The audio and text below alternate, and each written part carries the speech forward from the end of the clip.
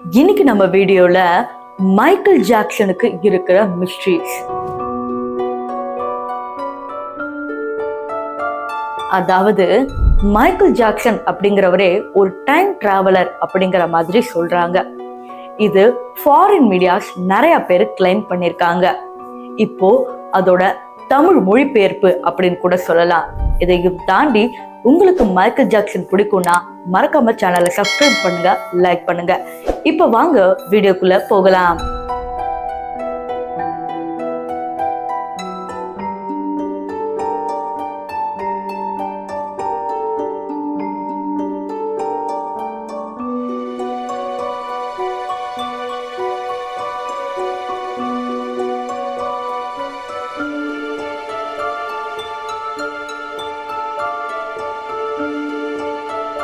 Michael Jackson இவருடைய பாடல்கள்ங்கிறத தாண்டி இவரோட பீரியட்ல இவர் மட்டும்தான் சிங்கர் அப்படிங்கிற மாதிரி எல்லாருமே நினைச்சு வச்சிருந்தாங்க.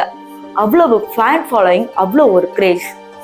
இருந்தாலும் இவருடைய இறப்புல இருந்து பிறப்பு வரைக்கும் எல்லாமே ஒரு கான்ஸ்பிரசி தியரி சேர்ந்துகிட்டே இருக்கு. அதுல நம்ம பார்க்க போற ஃபர்ஸ்ட் பாயிண்ட், நீங்க பார்த்துட்டு இருக்கிற இந்த எகிப்திய ஸ்டாச்சு அப்படியே மைக்கேல் ஜாக்சன் மாதிரியே இருக்கு. ஒரு ஆர்கியாலஜிஸ்ட் இது கண்டுபிடிக்கும் போதே ஏன் இது மைக்கேல் ஜாக்சன் மாதிரி இருக்கு அப்படிங்கிற மாதிரி கேள்வி எழுப்பியிருந்தாரு. இந்த போட்டோ மீடியா ஃபுல்லா பரவ இதுல இருக்கிற அந்த மம்மி யாரோடதுன்னு கேட்டா மம்மி எதுவுமே உள்ள இல்ல, வெறும் அந்த சிலை மட்டும்தான் கிடைச்சிருக்கு.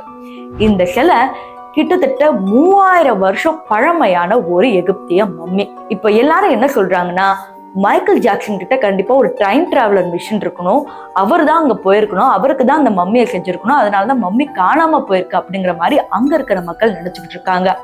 ஆனா இதெல்லாம் உண்மையான்னு தெரியல. ஆனா இந்த சிலை உண்மைதான். இப்ப நம்ம பார்க்க போற இந்த பெயிண்டிங்க பாருங்க, இதுவும் மைக்கேல் ஜாக்சன் மாதிரியே இருக்கு. 1600கள்ல வரையப்பட்ட ஒரு பெயிண்டிங். 1600கள என்னைக்கு மைக்கேல் ஜாக்சன் வந்தாரு?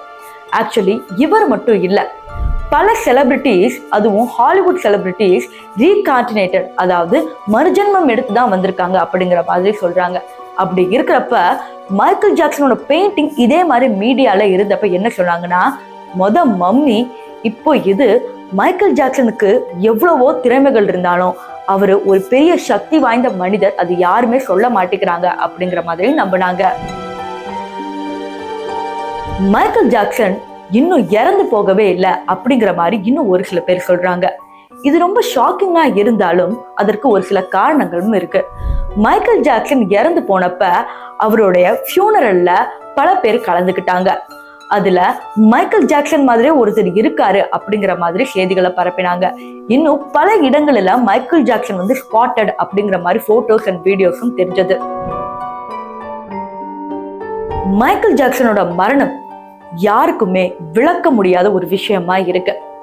போன பாயிண்ட்ல சொன்ன மாதிரியே இவர் இறந்தாரா அப்படிங்கறத தாண்டி இவரு தூக்கமின்மையால பலமுறை கஷ்டப்பட்டிருக்கிறாரு. ப்ரோபோஃபால் அப்படிங்கிற ஒரு மயக்க மருந்தை எடுத்திருக்கிறாரு. இது ஆபரேஷனுக்கு முன்னாடி இந்த பேஷண்ட்ஸ்க்கு கொடுப்பாங்க இல்லையா, அதே மருந்துதான். இவர் இறந்து போகும்போது கூட அன்னைக்கு ப்ரோபோஃபால ரொம்ப அதிகமா எடுத்திருக்கிறாரு. அதனாலதான் இறந்து போயிட்டுதான் செய்திகள் வெளியே வந்தது. அதுக்கப்புறம் இவங்களோட பர்சனல் டாக்டரை அரெஸ்ட் பண்ணி விசாரிச்சப்பதான் தெரியுது, ப்ரோபோஃபாலோட இன்னும் 2-3 ட்ரக்கை சேர்த்து கொடுத்திருக்காரு இந்த டாக்டர்.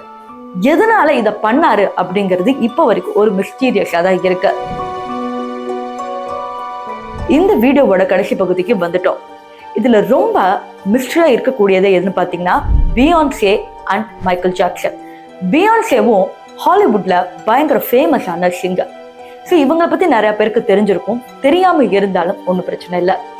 இப்போ மைக்கேல் ஜாக்சனுக்கு இவங்க மேல ஒரு கிரஷ் அப்படிங்கிற மாதிரி அப்பவே ஒரு பெரிய டாக் இருந்தது. இப்போ பியான்சே வளர்ந்துட்டு இருக்கிற அதே டைம்ல மைக்கேல் ஜாக்சன் ஒரு பீக்ல இருந்தாங்க. அது பியான்சேக்கு சுத்தமா பிடிக்காம இவங்க தான் ஆள் வச்சு கொலை பண்ணிட்டாங்க. அதாவது நான் முன்னாடி சொன்னேன் இல்லையா டாக்டர், அந்த டாக்டர் அரெஸ்ட் பண்ணப்ப அவர் விசாரிச்சப்ப என்ன சொல்லிட்டு இருந்தாருன்னா, நான் ப்ரோபோஃபால் கொடுத்தேன்னா ஆனா அதுக்குள்ள ட்ரக்கை நான் கலக்கல அப்படிங்கிற மாதிரி சொல்லியிருக்காங்க. இப்ப இந்த தியரியில தான் பியான்சேவோட பேர் அடிப்படுது. இவங்க தான் அந்த மருந்துல விஷம் கலந்ததாகவும் மைக்கேல் ஜாக்சனுடைய அந்த வளர்ச்சி பிடிக்காம இவங்க கொலை பண்ணிட்டதாகவும் ஒரு கான்ஸ்பிரசி தியரி இருக்கு. அதற்கு உண்டான பல சாட்சிகள், பல வீடியோக்கள் இருக்கு.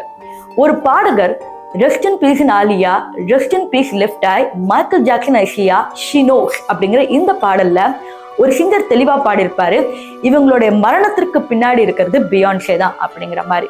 ஏன்னா ஒரு பார்ட்டின்னு கூட்டு வந்து அடுத்த நாள் அந்த சிங்கர்ஸ் யாருமே உயிரோடே இருக்க மாட்டாங்க. இது எல்லாமே பியான்சேவோட கனெக்ட் ஆறப்ப இவங்க தான் மைக்கேல் ஜாக்சனை கொண்டு இருக்கணும் அப்படிங்கிற மாதிரியும் சொல்றாங்க. இந்த வீடியோல மைக்கேல் ஜாக்சனோட மிஸ்டீரியஸ் ஃபேக்ட் நீங்க பார்த்திருப்பீங்கன்னு நினைக்கிறேன்.